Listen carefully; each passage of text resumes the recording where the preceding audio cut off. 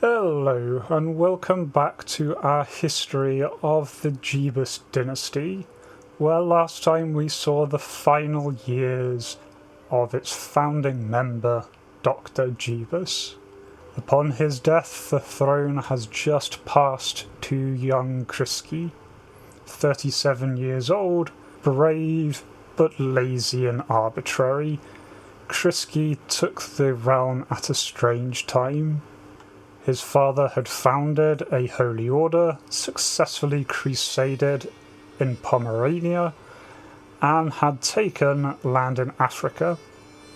Sicily was still far from strong, still lacking some lands owned directly by the Pope, and its holdings in Africa surrounded by Muslim enemies. What's more, Chrisky only had 2 children, and only one of which was a male heir. And so the Jebus dynasty still hung by a thread.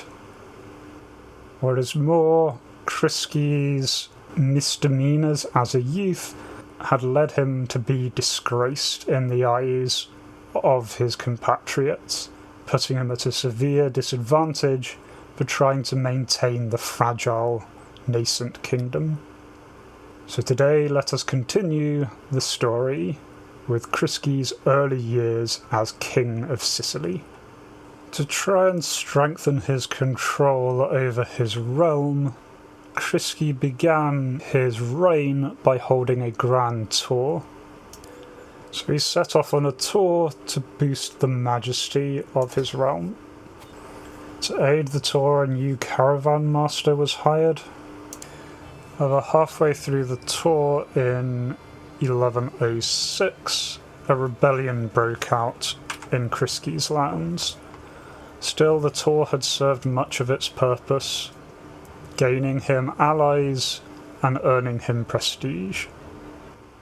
By September 1106, Doctor had 2 great pieces of news. He led his forces to victory at the Battle of Camarda, putting down an end to the rebellion. On the same day, he had word that his wife had given birth to a son. Naming the boy Army, Chrisky felt happy that his dynasty was now a bit more stable. Seeking to reinforce his home, he seized the lands of Messina from Count Mathilda. It was around this time that the Jebus dynasty became known for having convergent blood, being far more likely to maintain and reinforce their promising congenital traits. Further wanting to promote his dynasty, Chrisky appointed a court tutor. Wanting to continue in his father's footsteps, Chrisky declared a holy war to capture the Duchy of Tunis. Raising his own armies as well as the nice Hospitalia, Chrisky prepared for war. In August 1108, Chrisky's troops came ashore and began besieging Banzat. As Brabant fell in December, Chrisky took the enemy high chieftain's daughter and son and heir captive, and marched on the enemy army in the Battle of Mergeda. This was a bloody and one-sided battle and put an end to the war. Wanting to keep up the pace of his battles, Doctor then turned on Cyrenica, which was claimed by his vassal, the Duke of Citra.